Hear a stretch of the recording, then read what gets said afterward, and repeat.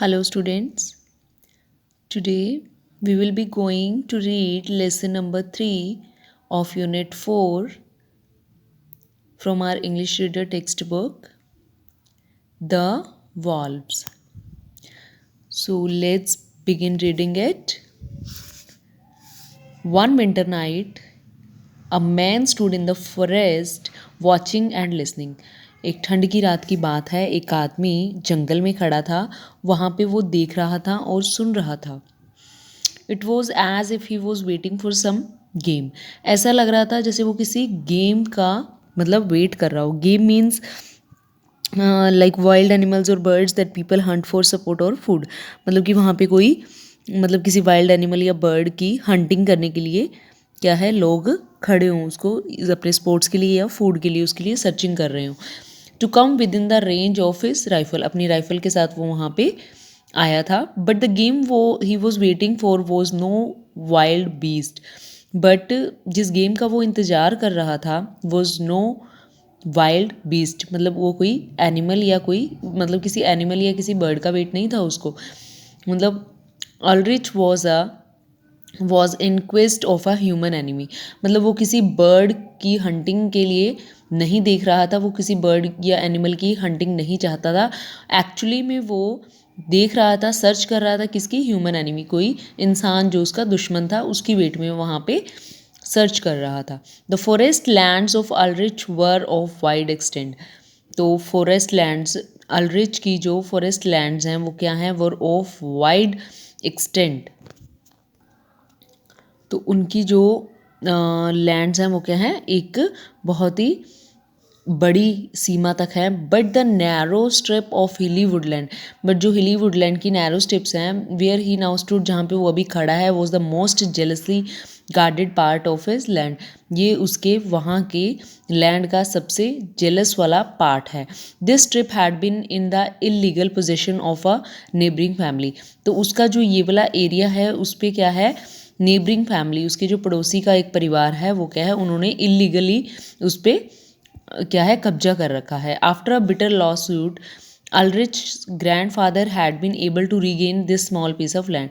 तो उसके जो ग्रैंडफादर थे उन्होंने मे बी उसके अगेंस्ट कुछ केस फाइल किया और उसके बाद में उनको वो अपना जो लैंड का छोटा सा टुकड़ा था वो दोबारा मिल गया. The other party had never agreed with the court's judgement. बट जो कोर्ट ने जजमेंट दी थी, कोर्ट ने जो फैसला सुनाया था, जो दूसरी उसकी नेबर फैमिली थी जिन्होंने उस पर पहले इलीगली उस चीज़ पे कब्जा किया था, उन्होंने गवर्नमेंट उन लोगों ने कोर्ट के उस ऑर्डर को नहीं माना. Frequent poaching allegation had poison the relation between the two families. तो इस तरह के झूठे इल्ज़ामों जो उन पे एलिगेशंस लगाए गए, तो इलीगली जो लगाए गए थे उन पे allegations had poison the relation.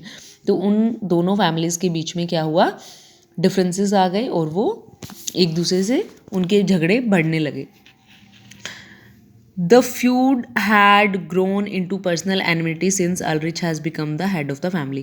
तो उनका जो पर्सनल एनिमिटी थी, मतलब पर्सनली उनकी जो दुश्मनी थी वो बढ़ती बढ़ती काफ़ी हद तक बढ़ गई थी. Aldrich had become the head of family. और तब तक ये चलती रही जब तक कि अल्ड्रिच मतलब उनके ग्रैंडफादर थे, उस टाइम से ये काम चलता आ रहा था, उनकी दुश्मनी चलती आ रही थी. और ये तब तक चलती रही जब तक कि अल्ड्रिच फैमिली के हेड बन गए. मतलब उनके दादा के बाद में उनके पापा और पापा के बाद में अब अल्ड्रिच की टर्न थी. तब तक उनका झगड़ा और उनकी आपस में दुश्मनी इसी तरीके से चलती रही. Aldrich had become the head of the family.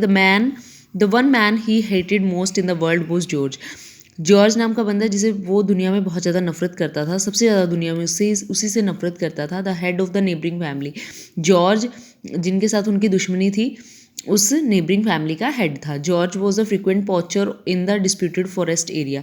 और जॉर्ज ही था जो ये पॉचर मीन्स इलीगली, मतलब कि जो डिस्प्यूट्स क्रिएट करते हैं. तो George was a frequent poacher in the disputed forest area. तो जॉर्ज ही था जिसकी वजह से ये सब चीज़ें क्रिएट हो रही थी और इसमें उसका मेन रोल था. And Aldrich thirsted for his blood. और अल्ड्रिच जो है वो जॉर्ज के खून का प्यासा था. On this windy winter night, इतनी ठंड की रात में, अल्ड्रिच हैड बैंडेड टुगेदर, वो इकट्ठा होके बैठ गया. His foresters. Person who work in the forest is called forester, उसे फॉरेस्ट करते हो, तो उनके साथ में जाके बैठ गया to watch out for the detested poacher, तो वो उसकी वेट में बैठा रहा जिसे वो बहुत ज़्यादा हेट करता था अपने फॉरेस्टर्स के साथ में। एट अबाउट मिड नाइट, आधी रात को, Aldrich noticed some disturbance in the forest, तो उसे आधी रात को सुनाई दिया कि अल्ड्रिच को कुछ डिस्टर्बेंस लगी भी, जंगल में से किसी की आवाज़ आ रही है। He guessed the place where it could be, तो वो देखने लगा कि वो बंदा कहाँ हो सकता है यहाँ पे।